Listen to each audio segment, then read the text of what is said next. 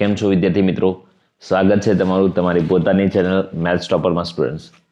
આજે આપણે ધોરણ 10 નું ચેપ્ટર નંબર 3 ભણવાના છીએ, જેનું નામ છે દ્વિચલ સુરેખ સમીકરણ યુગ્મ. ક્લિયર? આ chapter exam point of view બી બહુ ઇમ્પોર્ટન્ટ ચેપ્ટર છે. રીઝન કે ભાઈ બેઝિક છે, જેમને બે ભાગ છે, સ્ટાન્ડર્ડ અને બેઝિક. એમાં જે લોકો બેઝિક છે એમને આ ચેપ્ટર 7 ગુણની અંદર પૂછાય છે. ક્લિયર? કેટલા ગુણની અંદર? 7 ગુણની અંદર. જેમને બેઝિક રાખ્યું છે એમના માટે, અને જેમને સ્ટાન્ડર્ડ છે, ક્લિયર, જે લોકોને સ્ટાન્ડર્ડ મેથ છે એમને 11 ગુણનું પૂછાશે. ક્લિયર? ચલો, 7 ગુણ કેવી રીતે થશે? તો એની અંદર 1 ગુણનો પ્રશ્ન પૂછવામાં આવે. કેટલા ગુણનો? 1 ગુણનો એક પ્રશ્ન, અને 3 ગુણના એક પ્રશ્ન હોય છે, પણ એની અથવામાં પણ આ ચેપ્ટરનું હોય છે. એટલે હવે અથવા તો રહ્યું નથી, હવે જનરલ ઓપ્શન છે, તો બંને તમે લખી શકો છો. તો 3 અને 3 કેટલા થઈ જશે? 6 અને 1 7 ગુણ થઈ જશે. ક્લિયર? એવી જ રીતે અહીંયા 1 ગુણનો પ્રશ્ન હશે, 2 ગુણના 2 અને 3 ગુણના 2. 3 દુ 6, 4 10 અને 1 11. ક્લિયર? તો આ સ્ટાન્ડર્ડ માટે બહુ જ ઇમ્પોર્ટન્ટ ચેપ્ટર થઈ જાય છે, અને ચેપ્ટર ઇઝી છે. બરાબર? ચેપ્ટરમાં આપણે ખાસ કંઈ ભણવાનું નથી, એકદમ ઇઝી ચેપ્ટર છે. 3 રીતો જે છે, આદેશની રીત, લોપની રીત અને ચોકડી ગુણાકારની રીત, એ રીત જ છે. પણ આપણે થોડું પહેલા સમજીશું ચેપ્ટરને, પછી એ દરેક રીત 1 બાય 1 અને દરેક દાખલા આપણે ગણીશું. તો પહેલા તો સમજીએ કે દ્વિચલ સુરેખ સમીકરણ યુગ્મ એટલે શું. આના પહેલા આપણે એક ચલ સુરેખ સમીકરણ એવું ભણી ગયા હતા ને, કે એક ચલ સુરેખ બહુપદી, આવું ભણી ગયા હતા ચેપ્ટર નંબર 2 ની અંદર, કે એક ચલ સુરેખ બહુપદી. અહીંયા સમીકરણ છે, જો. ક્લિયર? તો પહેલી વસ્તુ કે સમીકરણ હશે તો બરાબર કઈ કિંમત હશે. ત્યાં કોઈ કિંમત નથી મળતી. યાદ કરો, એક ચલ બહુપદી હતી, એક ચલ સુરેખ બહુપદી હતું, એનું વ્યાપક સ્વરૂપ કેવું હતું? તો કે ax + b. આવું હતું કે નહીં? આ શું છે? તો આ બહુપદી છે.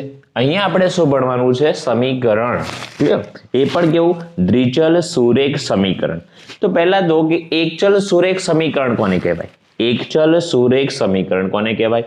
તો જે સમીકરણની અંદર એક જ ચલ હોય અને એ ચલની મહત્તમ ઘાત 1 હોય, તો એવા સમીકરણને આપણે શું કહીશું? એક ચલ સુરેખ સમીકરણ કહીશું. ક્લિયર? આ બહુપદી છે, અને આપણે સમીકરણ ના કહી શકીએ. એ પણ કેવી બહુપદી? એક ચલ બહુપદી. હવે આપણે અહીંયા બહુપદી નથી ભણવાનું, આપણે અહીંયા સમીકરણ ભણવાનું છે. ક્લિયર? તો સૌથી પહેલા કે એક ચલ સુરેખ સમીકરણ. ક્લિયર? તો ભાઈ જે સમીકરણમાં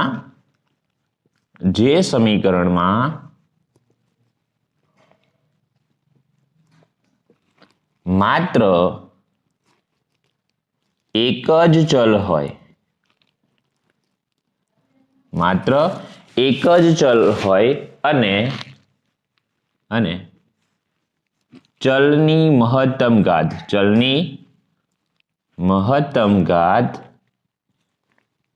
1 હોય. ચલની મહત્તમ ઘાત કેટલી હોય? 1 હોય.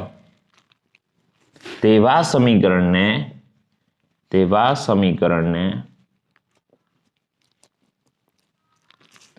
એક ચલ સુરેખ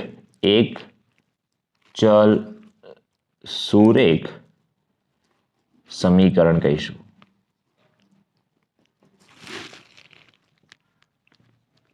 ક્લિયર? ચલો, તો એક ચલ સુરેખ સમીકરણ એ તો આપણને ખ્યાલ આવી ગયો ભાઈ, કે એક ચલ સુરેખ સમીકરણ એટલે શું? કે એક જ, માત્ર ચલ કેટલા હોય? એક જ હોય. ચલ કેટલા હશે? 1, અને એની ઘાત કેટલી હશે? જે મહત્તમ જે ચલ છે એ ચલની મહત્તમ ઘાત, એટલે સૌથી મોટી ઘાત કેટલી હશે? 1 હશે. તો આવા સમીકરણને આપણે શું કહીશું? એક ચલ સુરેખ સમીકરણ. ક્લિયર? હવે આપણે ભણવાનું શું છે? અહીંયા તો દ્વિચલ સુરેખ સમીકરણ ભણવાનું છે. ક્લિયર? તો દ્વિચલ સુરેખ સમીકરણમાં શું હશે? કે 2 ચલ હશે, જેમ 1 છે. ક્લિયર? ને મહત્તમ ઘાત કેટલી હશે? 1. સુરેખ હોય એનો મતલબ કે મહત્તમ ઘાત કેટલી હશે? એની 1 હશે. દિમાગમાં આટલી વસ્તુ ફિક્સ કરી દેવાની.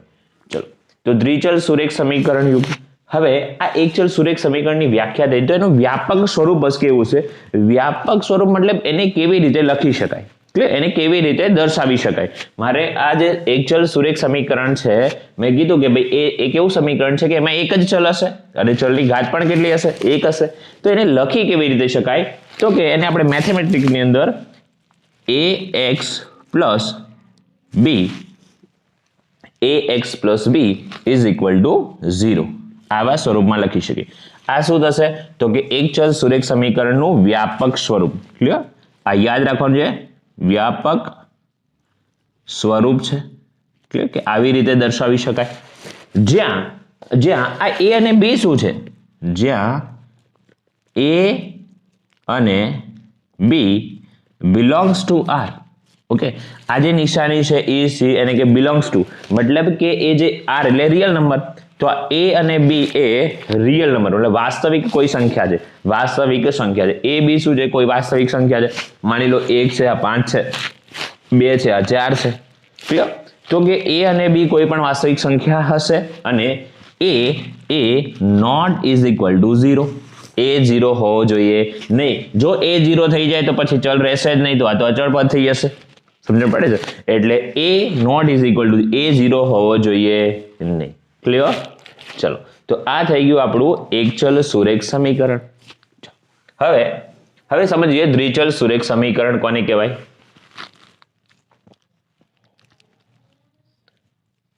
દ્વિચલ સુરેખ સમીકરણ.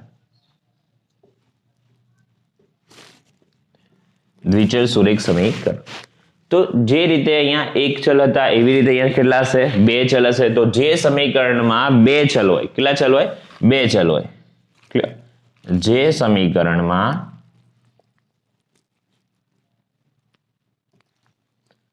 બે ચલ હોય અને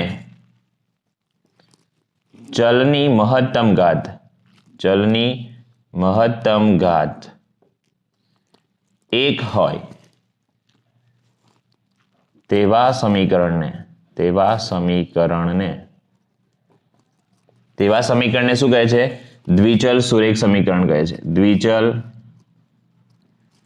સુરેખ સમીકરણ કહે છે. સમીકરણ કહે છે. ક્લિયર?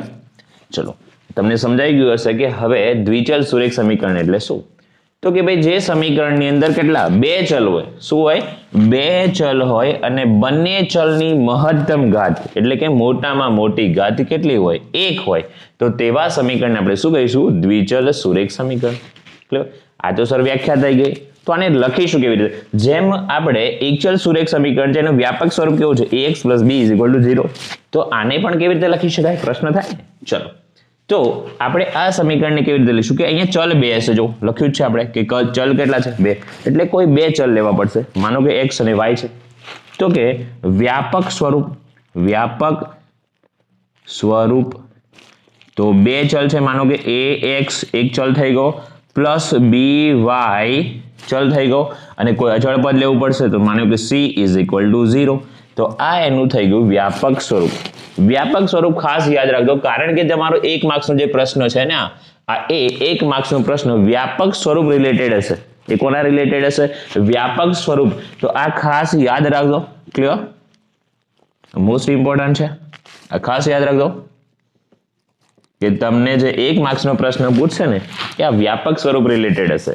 યા કોઈ પણ સમીકરણ આપ્યું છે ને કે વ્યાપક સ્વરૂપમાં ગોઠવો, બરાબર? સૌથી વધારે જે પ્રશ્ન પૂછાય છે 1 માર્ક્સની અંદર તો એવું હોય છે કે કોઈ સમીકરણ આપી દીધું છે અને તમને કહે કે ભાઈ એ સમીકરણને વ્યાપક સ્વરૂપ વાળા સમીકરણમાં દર્શાવો. તો પહેલા તો આપણને એ ખબર હોય છે કે વ્યાપક સ્વરૂપમાં લખાય કેવી રીતે? તો ax + by + c = 0. જ્યાં a b c શું છે? તો a b c કોઈ વાસ્તવિક સંખ્યા છે. જેમ અહીંયા હતી કે a b c belongs to r, મતલબ કે a અને b જે છે એ કોઈ વાસ્તવિક સંખ્યા છે. r એટલે કે રિયલ નંબર. ગુજરાતીમાં આપણે શું કે વાસ્તવિક સંખ્યા. ક્લિયર? તો અહીં પણ એવું થશે સેમ કે જે a b c છે, જ્યાં a b c belongs to r, મતલબ કે a b c શું છે? કોઈ વાસ્તવિક સંખ્યા છે. a = 1 હોઈ શકે છે, b = 2, c = 10, 15 જે પણ. ક્લિયર? કોઈ વાસ્તવિક સંખ્યા છે જ્યાં a અને b not is equal to 0. a b એક સાથે શૂન્ય નહીં હોય. ક્લિયર? આટલું ધ્યાન રાખજો. a b એક સાથે શૂન્ય ના હોય. એક સાથે એક બી એક સાથે શૂન્ય ન હોય. ક્લિયર? અને આ એ બી પરીક્ષાની અંદર બોર્ડની અંદર એક પ્રશ્ન પૂછાઈ ગયો છે કે ભાઈ આ દ્વિચલ સુરેખ સમીકરણ છે એની અંદર એ અને બી એક સાથે શૂન્ય ન હોય તેને કેવી રીતે દર્શાવાય છે. ક્લિયર? એને કેવી રીતે દર્શાવાય છે? ઓપ્શનમાં આવું નહોતું કે જો ઓપ્શન આ તો બરાબર છે કે A B is not is equal to 0. Clear? પણ ઓપ્શનની અંદર આવું નહોતું આપ્યું. ક્લિયર? ઓપ્શન ધ્યાન રાખજો કે દ્વિચલ સુરેખ સમીકરણ છે એની અંદર એ અને બી એક સાથે 0 ન હોય એને કેવી રીતે દર્શાવી શકાય? તો એની અંદર આ રીતે પણ દર્શાવી શકો છો કે a plus B square not is equal to 0. Clear? a square plus B square not is equal to 0. આવી રીતે પણ તમે દર્શાવી શકાય છે. ક્લિયર? તો આ થઈ ગઈ આપણી બેઝિક માહિતી થઈ ગઈ કે એકચલ સુરેખ સમીકરણ કોને કહીશું, એનું વ્યાપક સ્વરૂપ કેવું છે, દ્વિચલ સુરેખ સમીકરણ કેવી રીતે લખાય, એનું વ્યાપક સ્વરૂપ કઈ રીતે છે. વ્યાપક સ્વરૂપ મોસ્ટ ઇમ્પોર્ટન્ટ છે.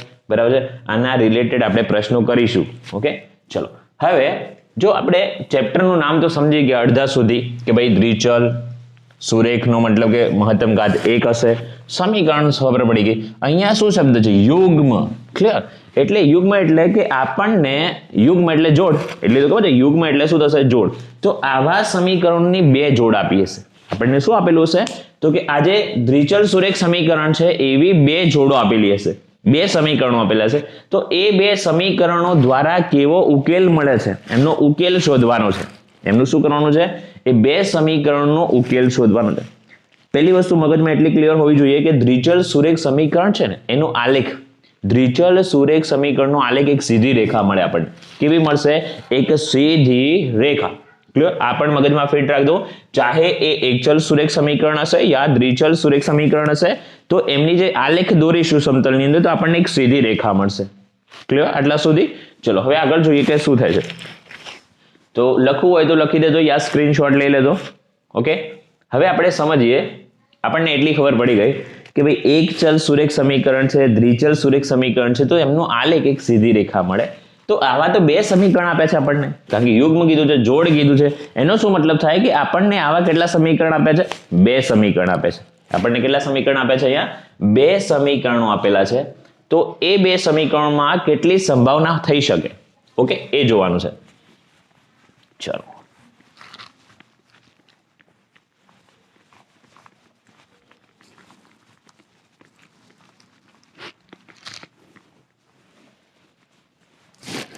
હવે બે સમીકરણ મેં તમને કીધું કે દ્વિચલ સુરેખ સમીકરણ યુગ્મ છે એટલે આપણને બે સમીકરણ આપેલા હશે અને બે સમીકરણનો જો આલેખ દોરીશું તો એ આલેખ એક સીધી રેખા આવશે. ક્લિયર છે આટલી વસ્તુ? તો હવે સંભાવનાઓ ત્રણ થઈ શકે છે કે એ જે આપણને સમીકરણ આપેલા છે એ સમીકરણના જો આપણે આલેખ દોરીએ, શું કરીએ આપણે? એનો જો આલેખ દોરીએ તો કાં તો એ શું હશે? એકબીજાને છેદતા હશે. ક્લિયર? પહેલી વસ્તુ કે એ જે બે સમીકરણ યુગ્મ છે એટલે જોડ છે, મતલબ આપણને કોઈ બે સમીકરણ આપેલા છે. એ બે સમીકરણ કાં તો શું હશે? એક બિંદુ, માનો કે એક સમીકરણ આ રીતે છે અને બીજું કોઈ સમીકરણ જરૂર નથી, માનો કે આ રીતે કોઈ જાય છે, તો એ બંને શું હશે? એક બિંદુ આગળ છેદતા હશે. થઈ શકે કે નહીં થઈ શકે? ચાલો, બીજી સંભાવના એ થઈ શકે કે ભાઈ એ જે બે રેખાઓ છે, મતલબ કે બે સમીકરણ છે એમના દ્વારા જે આલેખ બને છે એ બંને છેદતા ના હોય, મતલબ એક સીધું આમ જતું છે. ક્લિયર? બીજા સમીકરણનો જો આલેખ દોરીએ છે તો આ રીતે થાય છે. અને ત્રીજી જે સંભાવના બેસે છે એ કંઈક આ રીતે થઈ શકે કે ભાઈ એક સમીકરણ છે એ સમીકરણની ઉપર જ બીજા સમીકરણનો આલેખ આવી જાય છે. ક્લિયર? તો અહીંયા ત્રણ સંભાવનાઓ થાય છે ને. ક્લિયર? હવે માની લો કે એ જે સમીકરણો છે, સમીકરણની જોડ છે, તો એને આપણે આવી રીતે દર્શાવીએ. માનો કે એક સમીકરણ છે, એને હું લખું a1x plus b1y plus c1 is equal to 0. Clear? આપણને ખબર છે કે દ્વિચલ સુરેખ સમીકરણ છે તો એનું વ્યાપક સ્વરૂપ કેવું હતું? કંઈક ax પ્લસ કંઈક by પ્લસ c બરાબર 0 આવે. a b c વાસ્તવિક સંખ્યા છે તો મેં a1 b1 c1 લઈ લીધું. એવી જ રીતે બીજું સમીકરણ, કારણ કે અહીંયા જોડ છે તો માની લો કે બીજું જે સમીકરણ છે તમને આપેલું છે a2x plus b2y plus c2 is equal to 0. Clear? આવી રીતે આપણને માનો કે બે કોઈ સમીકરણ આપેલા છે. જો અહીંયા આપણે આલેખ નહીં દોરીએ, ક્લિયર? આલેખ દ્વારા આવું તમને આલેખ આપેલો છે સ્વાધ્યાય 3.1 ની અંદર, પણ આલેખ પૂછતા નથી, ક્લિયર? એટલે આપણે આલેખ નહીં દોરીએ, ડાયરેક્ટલી સમજી લઈશું. તો થાય છે શું કે જ્યારે a1x b1y plus c1 બરાબર 0, a2x plus b2y plus c2 બરાબર 0 બે સમીકરણ આપ્યા છે આપણને. તો આ બે જે સમીકરણ છે એ બે સમીકરણના a1 b1 જે અચળ સંખ્યાઓ છે એમનો ગુણોત્તર લઈએ તો શું થાય? તો જ્યારે પણ મતલબ કે આ બંને સમીકરણ છેદતા નથી, એનો મતલબ આ બંને એક બિંદુમાં છેદે છે, એનો મતલબ શું થશે કે a1 ભાગ્યા a2 not is equal two b1 ભાગ્યા b2. ક્લિયર? મતલબ કે હું આ a1 ભાગ્યા a2 આનો ગુણોત્તર a અને b1 ભાગ્યા b2 નો ગુણોત્તર લઉં અને એમનો બંનેનો આન્સર એ બંનેનો આન્સર સરખો નથી આવતો. ક્લિયર? એટલે કે a1 ભાગ્યા a2 not is equal two b1 ભાગ્યા b2. જો આવું થાય એનો મતલબ કે આ જે બે સમીકરણો છે એ બે સમીકરણો એક બિંદુમાં છેદશે. આનો મતલબ શું નીકળે છે કે ભાઈ a1 ભાગ્યા a2 is not equal to b1 ભાગ્યા b2. ક્લિયર? તો એનો સીધો મતલબ નીકળી જશે કે ભાઈ જે બે સમીકરણ તમને આપેલા છે એ બે સમીકરણો એક બિંદુમાં છેદશે. ક્લિયર? એનો મતલબ શું થશે કે એ જે સમીકરણો છે એક બિંદુમાં છેદશે. એમનો આલેખ શું થશે? એક બિંદુમાં છેદે. ક્લિયર? આ ધ્યાન રાખજો કે ભાઈ a1 ભાગ્યા a2 not is equal two b1 ભાગ્યા b2 મતલબ તે એક બિંદુમાં છેદશે. ક્લિયર? હવે એક બિંદુમાં છેદે ને મતલબ કે એ બે જે સમીકરણ છે એ બે સમીકરણનો ઉકેલ એક મળે. ક્લિયર? એક જ બિંદુમાં છેદશે તો ઉકેલ કેટલા મળશે? એક અને માત્ર એક જ. ક્લિયર? તો કે અનન્ય ઉકેલ મળે. અનન્ય. જો અનંત નથી, અનન્ય છે. અનન્યનો મતલબ એક અને માત્ર એક જ. ક્લિયર? એક અને માત્ર એક જ. ક્લિયર? ચલો, તો ઉકેલ કેવા મળશે? અનન્ય મળશે. એક બિંદુ a1 ભાગ્યા a2 not is equal two b1 ભાગ્યા b2. તો એ બંને સમીકરણો એક બિંદુમાં છેદશે. એક બિંદુમાં છેદે એનો મતલબ કે એમનો જે ઉકેલ છે ઉકેલ કેવો મળશે? અનન્ય ઉકેલ મળે. અનન્ય ઉકેલ મળે. ક્લિયર? અને જે સમીકરણનો ઉકેલ મળતો હોય ચાહે એ એક હોય યા અનંત હોય, સિમ્પલ. જો કોઈ બે સમીકરણ જોડ છે એ સમીકરણ બે જોડનો ઉકેલ મળે છે મતલબ એ સમીકરણ કેવું કહેવાય? સુસંગત છે એવું કહેવાય. શું કહેવાય? સુસંગત છે તેવું કહેવાય. સુસંગત છે. ક્લિયર? શું કહેવાય? કે તે બે સમીકરણો છે, બે સમીકરણો કેવા છે? સુસંગત છે. ક્લિયર? તમને પરીક્ષામાં પ્રશ્ન પૂછાય કે બે સમીકરણ આપેલા છે અને એવું પૂછે કે આ બે સમીકરણો સુસંગત છે કે નહીં જણાવો. તો તમારે શું કરવું પડશે કે પહેલા એને ચેક કરવું પડશે કે એના ઉકેલ મળે છે કે નથી મળતા. જો ઉકેલ મળે તો એ કેવું થશે? સુસંગત છે. અને ઉકેલ નહીં મળે તો સુસંગત નથી. ક્લિયર? ચલો બીજો કેસ જોઈએ કે સમાંતર રેખા ક્યારે બનશે. માની લો કે જે બે સમીકરણ આપેલા છે તો એ બે સમાંતર ક્યારે હશે? તો કે જ્યારે a1 ભાગ્યા a2 is equal two b1 ભાગ્યા b2. a1 ભાગ્યા a2 નો જે પણ આન્સર આવે છે એ b1 ભાગ્યા b2 ને તો સરખો છે, સમાન છે. Not is equal two c1 ભાગ્યા c2.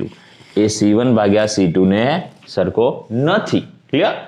ત્યારે આ બે રેખાઓ કેવી રેખાઓ થશે? સમાંતર રેખાઓ. તો મતલબ શું થશે કે બે રેખાઓ કેવી છે? બે રેખાઓ સમાંતર છે. બે રેખાઓ સમાંતર છે. ક્લિયર? સમજાય છે ને વિદ્યાર્થી મિત્રો?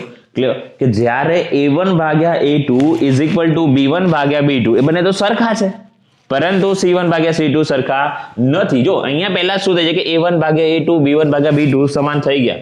ક્લિયર? તો મતલબ કે એ એક બિંદુમાં છેદે છે. તો એક બિંદુમાં છેદે મતલબ એક અને માત્ર એક ઉકેલ મળશે. એક ઉકેલ મળે છે એટલે મતલબ એને શું કહીશું? સુસંગત છે એવું કહીશું. અહીંયા શું થાય છે કે ભાઈ a1 ભાગ્યા a2 is equal two b1 ભાગ્યા b2 એ તો સમાન છે પણ c1 ભાગ્યા c2 સમાન નથી. એનો મતલબ કે કેવી રેખાઓ છે? બે સમાંતર રેખાઓ છે. મતલબ કે આ બે રેખાઓ સમાંતર રેખાઓનો મતલબ શું હતું? આપણે ધોરણ 9 ની અંદર સમાંતર રેખાઓ ભણી ગયા છે.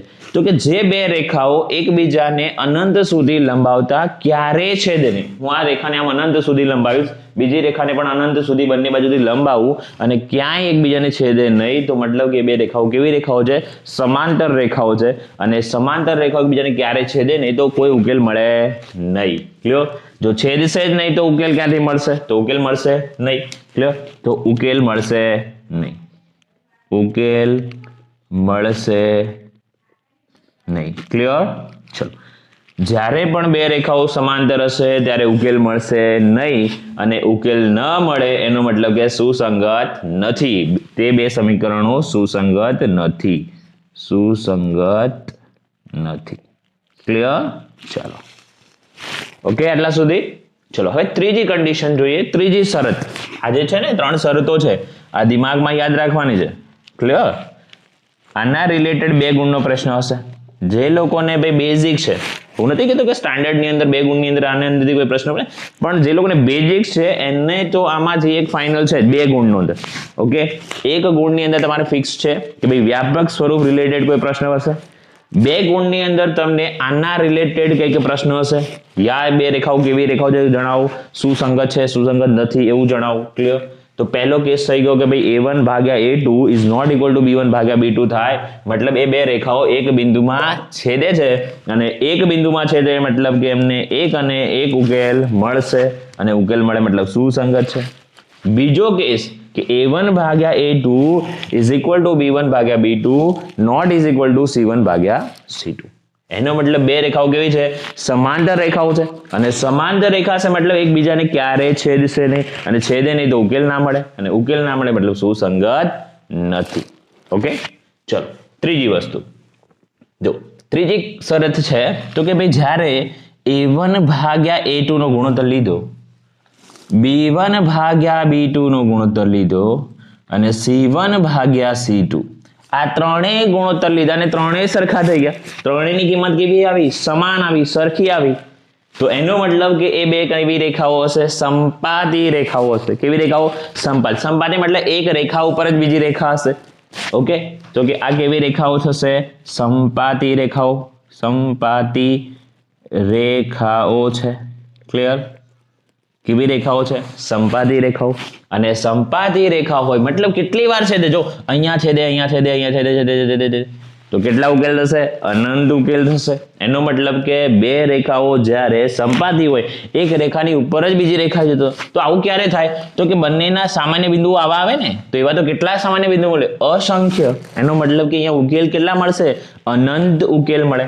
તો જ્યારે પણ સંપાતી રેખાઓ હશે તો ત્યારે ઉકેલ તમને કેવો મળશે? અનંત ઉકેલ મળે.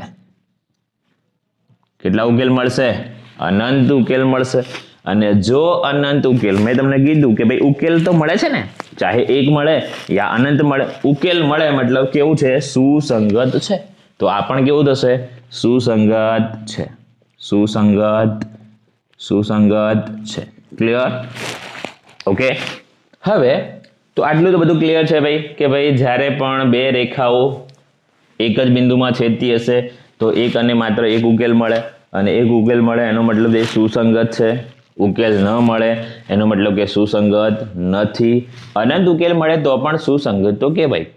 પરંતુ આ જે અનંત ઉકેલ મળે છે એને એક બીજું નામ પણ આવે છે. તો એને શું કહેવાય બીજું? તો અવલંબી સમીકરણ પણ કહેવાય. એવા સમીકરણો આપણે શું કહીશું? અવલંબી સમીકરણ. ક્લિયર વિદ્યાર્થી મિત્રો? ચલો, તો આજનું લેક્ચર અહીંયા રાખીએ છીએ. તમે આટલા સુધી સ્ટડી કરી રાખજો. ક્લિયર?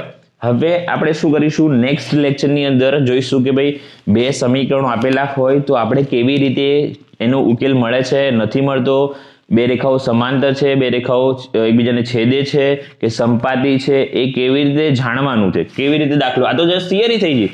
ઓકે, આપણે એક્ઝામ્પલ દ્વારા હવે નેક્સ્ટ લેક્ચરમાં શીખીશું. તો મારી ચેનલ જો હજુ સુધી સબસ્ક્રાઇબ ના કરી હોય તો સબસ્ક્રાઇબ કરી લેજો. ક્લિયર? હજુ પણ 2 મહિના આપણી પાસે છે. ક્લિયર? બોર્ડની એક્ઝામ સુધી. તો 2 મહિનાની અંદર મેક્સિમમ મારો જે ગોલ છે એ એવો છે કે ભાઈ 2 મહિનાની અંદર આખો સિલેબસ ભણાવી દઉં. ઓકે, તો તમે મારી ચેનલને લાઇક અને સબસ્ક્રાઇબ કરવાનું ભૂલતા નહીં. તમારા બીજા વિદ્યાર્થી મિત્રો છે, તમારા ફ્રેન્ડ છે, તો એમને પણ શેર કરજો. ક્લિયર? Thank you.